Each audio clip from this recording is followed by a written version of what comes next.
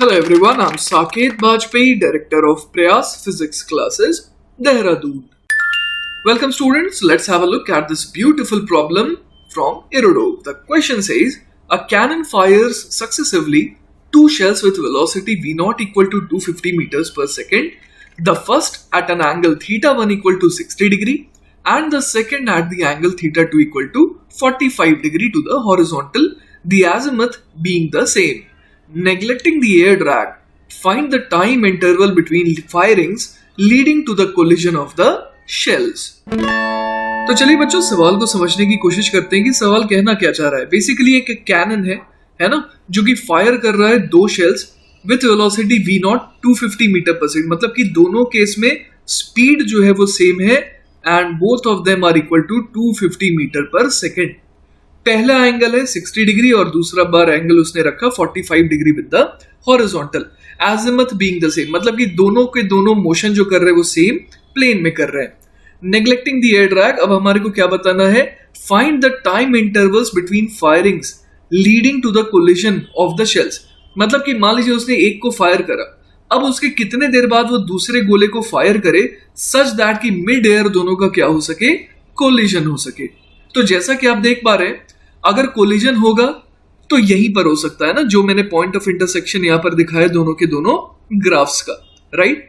तो ऐसा मैं क्यों कह रहा हूं, क्योंकि दोनों शुरुआत एक पॉइंट से हो रहे हैं और दोनों की जो ट्रेजेक्ट्री है वो सिर्फ एक जगह ही कट कर सकती है इसके अलावा, तो इसीलिए मैंने ये कह दिया कि अगर कोलिजन होगा तो यहीं पर होगा, ठीक है। तो चलिए हमारे को ये दिया हुआ है कि पहले फायर किसे किया गया था, जिसका एंगल 60 डिग्री था, राइट। तो चलिए उसकी इक्वेशन ऑफ ट्रेजेक्ट्री निकाल लेते हैं पहले। देखिए बच्चों, इक्वेशन ऑफ ट्रेजेक्ट्री का फॉर्मूला अपने को पता है, y बराबर x tan theta minus gx square upon 2u square cos square theta होता है। क्लियर है ये बात। तो ये मैंने किसका फॉर्मूला लिखा, ये मैंने लिखा है फॉर्मूला इक्वेशन ऑफ ट्रेजेक्ट्री का। तो अब देखिए दोनों की ट्रेजेक्ट्री को अगर मैं लिखूं, है ना, तो इस पॉइंट पर दोनों का x, y क्या हो जा रहा है, बिल्कुल सेम हो जा रहा है। तो चलिए हम लोग लिखते हैं दोनों की ट्रेजेक्ट्री। सबसे पहले लिखते हैं 60 डिग्री वाले की, तो उसके लिए y बराबर हम लोग क्या लिख देंगे, x into tan of 60 degree जो कि हो जाएगा √3 minus g into x square upon twice of 250 का square multiplied bye cos square 60 मतलब 1/4, तो ये 4 ऊपर चला जाएगा, राइट। और यहां पर जो y की वैल्यू आ रही है वही y की वैल्यू आनी चाहिए कब, अगर मैं दूसरी इक्वेशन के हिसाब से देखूं, है ना, तो दूसरे ग्राफ के लिए मैं क्या इक्वेशन लिख सकता हूं, y बराबर इस बार क्या हो जाएगा, x into tan of 45 degree मतलब 1 माइनस g इंटू, है ना, g को किससे मल्टीप्लाई कर दे, x square upon 2 times u square, तो 2 टाइम्स 250 का स्क्वायर इंटू cos स्क्वायर 45, है ना, तो वो हो जाएगा 1/2, तो 2 ऊपर चला जाएगा। क्लियर है ये बात। तो अब हम लोग देख पा रहे हैं कि वहां पर क्या होगा, इस खास पॉइंट पर जहां पर कोलिजन हो रहा है, दोनों ही इक्वेशन से सेम y और सेम x आने चाहिए, है ना। तो हम लोग अब देखते हैं कि अगर सिर्फ इतने पोर्शन को देखूं, ये देखिए, अगर मैं सिर्फ इतने पोर्शन को देखूं तो मेरे को यहां से क्या मिल जाएगा, मुझे यहां से मिल जाएगा x, राइट। तो देखते हैं x कितना आ जाएगा, ये हो जाएगा x times √3 minus 1 is equal to, क्या कॉमन ले सकते हैं, gx स्क्वायर अपॉन 2 टाइम्स 250 का स्क्वायर, ये कॉमन लिया जा सकता है ना, और साथ में क्या आ जाएगा 4 माइनस 2। क्लियर है ये बात। तो अब देखिए अपने पास क्या आ गया, एक x कैंसिल आउट हो गया क्योंकि हमें पता है कि x बराबर 0 तो इनिशियल पॉइंट था, और इसके साथ अब अपना x कितना आ जाएगा, ये आ जाएगा ट्वाइस ऑफ 250 का square multiplied by √3 minus 1 whole divided by g multiplied by 4 minus 2 is 2। तो देखिए 2 से 2 तो यहां पर कैंसिल आउट हो रहा है। तो बच्चों यहां से देखिए अपने पास x की वैल्यू कितनी आ गई, x की वैल्यू आ जाएगी 250 का square multiplied by √3 minus 1 whole divided by g। तो ये अपने को मिल गया वो x कोऑर्डिनेट जहां पर क्या हो रहा है, ये कोलिजन हो रहा है, ठीक है।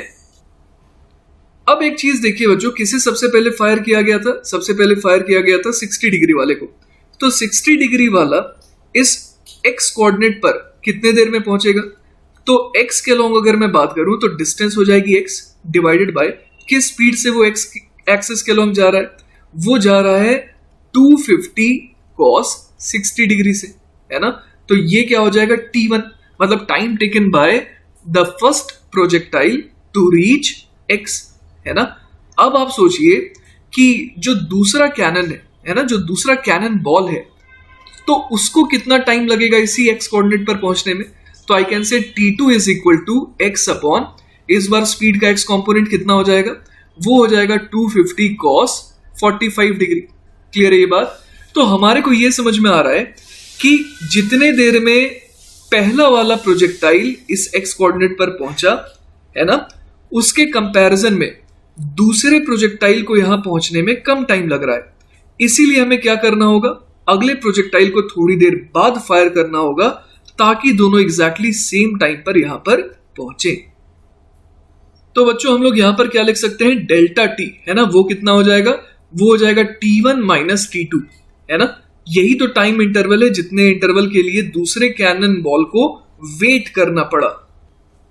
तो जैसा कि आप देख सकते हैं बच्चों, मैंने यहां पर वैल्यू भर दी है t1 और t2 की, और साथ ही साथ अब आप देखिए x की भी वैल्यू भरने का टाइम आ चुका है।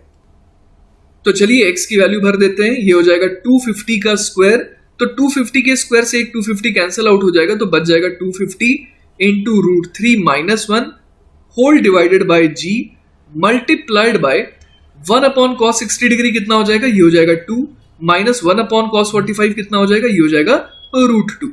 क्लियर है ये बात।